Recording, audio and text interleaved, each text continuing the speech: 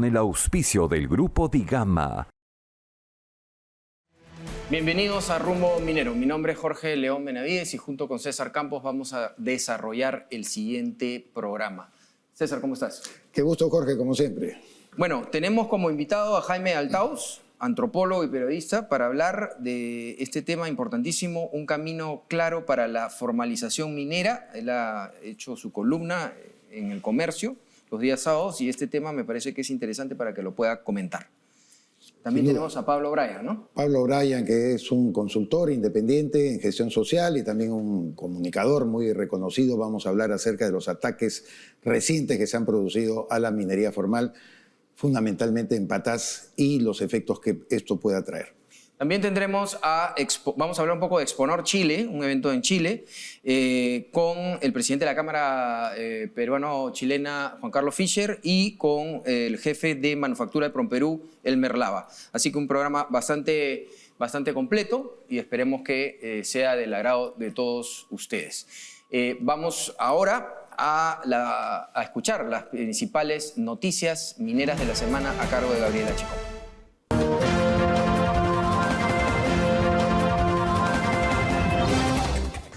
Gracias, Jorge. Estas son las principales noticias mineras de la semana.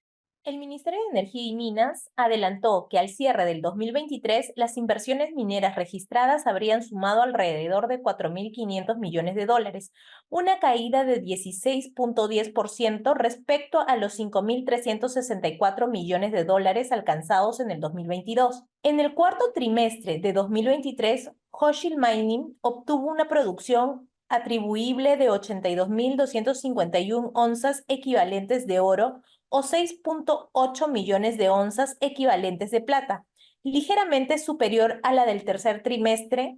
En tanto, la producción total al cierre del año pasado fue de 300.749 onzas equivalentes de oro o 25 millones de onzas equivalentes de plata. Según el estudio Impacto Económico y Social de Antapacay, realizado por Macrocónsul, Antapacay ha destinado hasta la fecha 559 millones de soles en aportes sociales para la provincia de Espinar, Cusco, durante la última década. Estas inversiones han sido fundamentales para impulsar el desarrollo sostenible en la región. Muchas gracias a Gabriela Chicoma por las principales noticias mineras de la semana. Nos encontramos ahora con Jaime de Altaus, antropólogo y periodista. Por supuesto lo hemos invitado, él ha venido ya antes, pero lo hemos invitado especialmente porque en su columna del diario El Comercio de los sábados ha desarrollado un tema como el plan serio de formalización minera que queremos que nos cuente un poco más. ¿Cómo estás, Jaime? ¿Qué tal? Bien, felizmente. Muchas gracias por la invitación.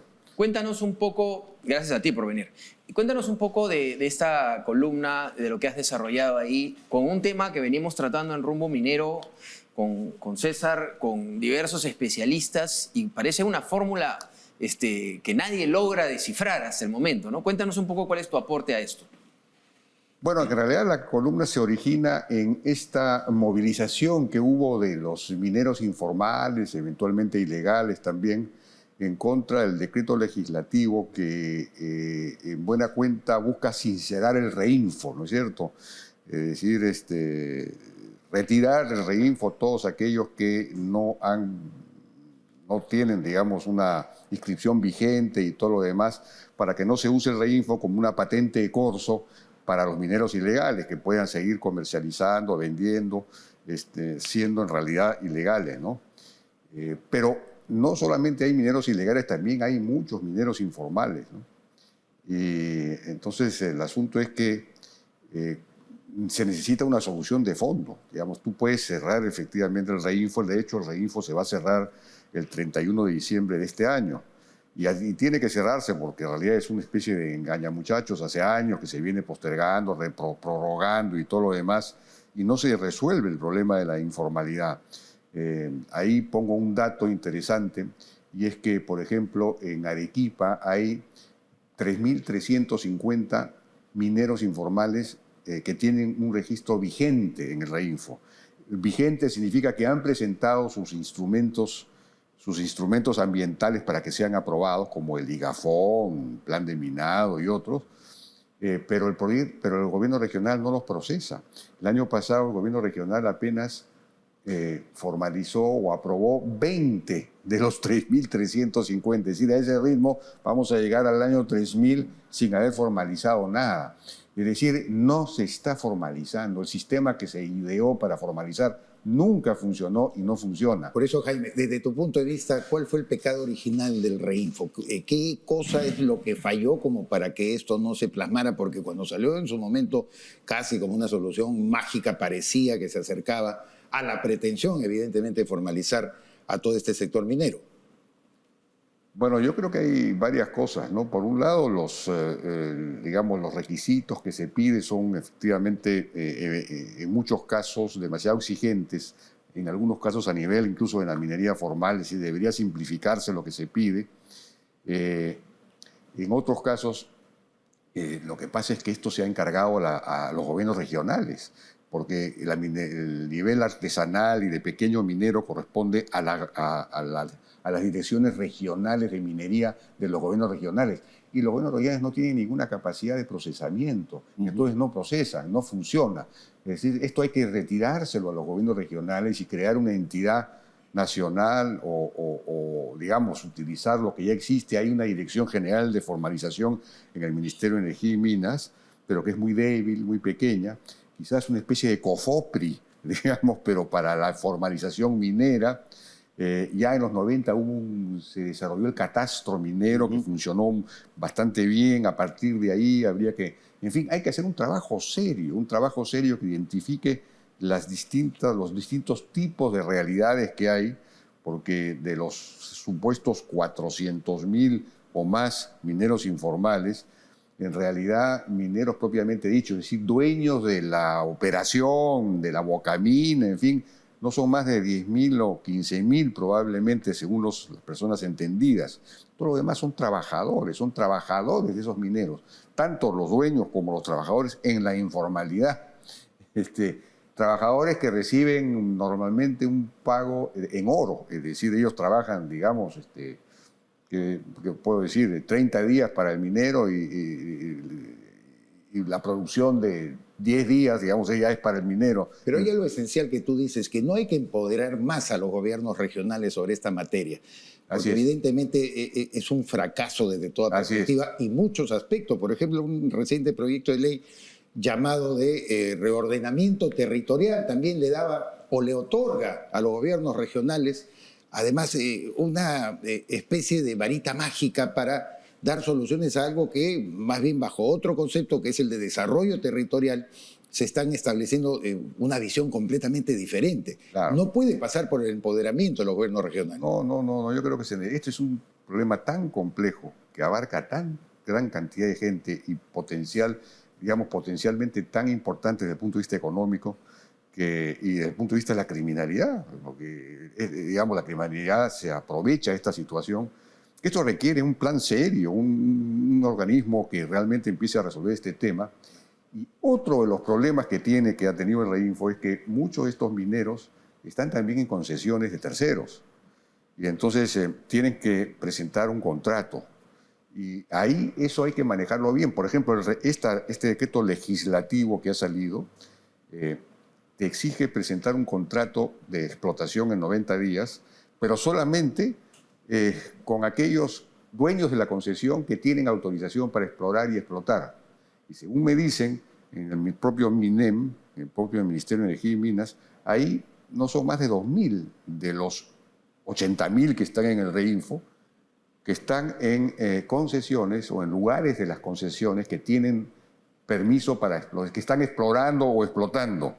Es decir, que es un número bien acotado, y si es acotado es manejable desde el punto de vista de la solución que se puede buscar en esos casos, ¿no? Claro, pero ellos a su vez, los que tienen porque lo que decían en la marcha es que no tienen permiso de los terrenos, ¿no? Entonces ahí hay dos cosas, ¿no? O si es privado, alguien tiene que sacar, o sea, el dueño tiene que sacar su permiso y tiene que a la vez subcontratar con contratos, ¿no?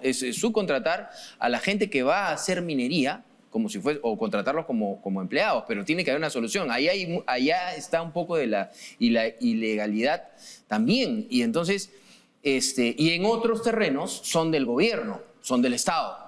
Entonces, esos terrenos el Estado tendría que ver la manera, no sé, de aparcelarlos, pero hay que llegar a una solución porque mientras se manejan más de 2.500 millones de dólares al año y el oro sale por Brasil y por Bolivia, el gobierno se queda sin ni un pedazo de la torta, siendo recursos naturales de todos los peruanos, ¿no? Así es. Y como no hay ninguna clase de manejo ni de regulación, entonces se practica una minería dañina, se usa mercurio en el procesamiento del oro, etcétera. No hay manera de fiscalizar, de ordenar, de mejorar el nivel tecnológico de estas explotaciones. Entonces, es claro, por ejemplo, Rafael Belaúnde, padre, propone reducir el tamaño de las cuadrículas, que según él son muy grandes, entonces habría que dividirlas en 4. Entonces, porque no necesariamente, en una concesión minera, las partes de la concesión que se explotan realmente son muy pequeñas. Entonces, si tú divides, vas a tener más espacio para los, digamos, que los que están en la concesión puedan trabajar en un lugar donde, en fin, hay que buscar soluciones, y son arreglos complejos, porque hay que resolver este problema. Si el Perú resolviera este problema, habría que dar un salto civilizacional, diría yo, muy importante, y un salto en el nivel de legalidad, digamos, de Estado de Derecho que tenemos, ¿no? Y es una manera también de cerrarle espacio, de quitarle espacio a la minería ilegal, a la criminalidad en última instancia. Probablemente con la estructura de unas cuadrículas más pequeñas se promueve un principio elemental en todo este tipo de actividades, que es la asociatividad también, ¿no es cierto? También, claro. Hay que apuntar a eso, a que ellos, manejando una concesión muy pequeña, pudieran asociarse con otros. Una pregunta final de mi parte, Jaime, respecto a cómo terminó lo de la marcha a la cual tú aludiste, porque llegaron al Congreso, fueron recibidos por representantes de Perú Libre que hablaban de la oligarquía minera que no deja de alguna manera o entorpece o no favorece la formalización. ¿Qué piensas tú respecto a estos conceptos que de repente los sacan algunos políticamente de la manga, como Iván Arenas ha sostenido en un último artículo diciendo la politización también está de por medio en todo este problema? Sí, pues claro, ahí hay lo que yo he llamado una suerte de utilitarismo ideológico, ¿no? Porque estos en realidad son pequeños empresarios o medianos en algunos casos hipercapitalistas, ¿no? Hipercapitalistas, pero digamos, se valen de una retórica, de una narrativa, como se dice ahora, ideológica de izquierda, porque usan la retórica del partido, de la bancada que nos está recibiendo en el Congreso, que es Perú Libre o Guido Bellido, en fin, esta gente, ¿no? Que son los que de alguna manera estuvieron promoviendo la minería informal e ilegal durante el gobierno de Castillo, dándoles patente de corso. Entonces, claro, se arropan en esa ideología que les sirve, acusan pues a la oligarquía minera de ser la responsable de ese decreto legislativo, ¿no? Incluso hasta llevan a pedir una asamblea constituyente para acabar pues con esta oligarquía minera que es transnacional y todo lo demás. Unos trasnochados completos. Claro, pero en realidad están utilizando las armas políticas que le da, digamos, la bancada que los está recibiendo en el Congreso para que les den entrada, ¿no? Entonces ahí hay una falencia también de otras bancadas. ¿Qué hace Fuerza Popular? Que no los recibe, no los escucha, no busca pues una solución. En la época, en los 90, en Fuerza Popular se han olvidado de los avances que hubo en los 90. En los 90 se hizo el catastro minero, que fue digamos que es fundamental para encontrar una solución a esto. Entonces busquen pues a los ingenieros de esa época y construyan una solución en la PCM no los reciben, es decir, hay que sentarse a la mesa. Sentarse en la mesa y ver, bueno, cuál es el problema. Ahí vamos buscando soluciones y hay que encontrar una salida, y no simplemente una salida puramente punitiva o temporal, digamos, ¿no? De acuerdo. Muchísimas gracias, Jaime, muy claro y muy interesante tu columna. Esperamos tenerte en otra oportunidad aquí en Rumbo Minero. Muchas gracias. Gracias a ustedes por la invitación. Ahora vamos con un comentario de Expomina de parte de Gabriela Chicoma. Adelante, Gabriela. Muchas gracias. Expomina Perú, del 11 al 13 de septiembre del 2024, será presidido por Luis Rivera, vicepresidente ejecutivo de Goldfields Las Américas, e integrado por un consejo consultivo de reconocidos líderes mineros que nos apoyarán a lograr una magnífica organización. Destaque su marca a través de los distintos auspicios que ofrecemos en Expomina Perú: oportunidad de networking, participación en actividades exclusivas, promoción en medios de comunicación, entre otros importantes beneficios. Para mayor información, visite nuestra web www.expominaperú.com. Somos la marca de lubricantes que mueve al Perú. Desde las motos que recorren las calles, hasta las maquinarias que operan en las minas. Desde los autos que te llevan a tu destino, hasta los más veloces del mundo, que necesitan un rendimiento óptimo. Móvil está presente en todos los sectores, ofreciendo lubricantes de alta calidad que cuidan el desempeño de tus equipos. Porque tu motor necesita el mejor aliado para estar en las mejores condiciones. Móvil, el lubricante número 1 del Perú. Cotecna is a world-leading testing, inspection, and certification company. Our network of experts provides a range of supply chain services across 5 key industries. In metals and minerals, we enable better efficiencies in the mining, storage, and trade of commodities, from producer to end user. Cotecna, trust for a moving world.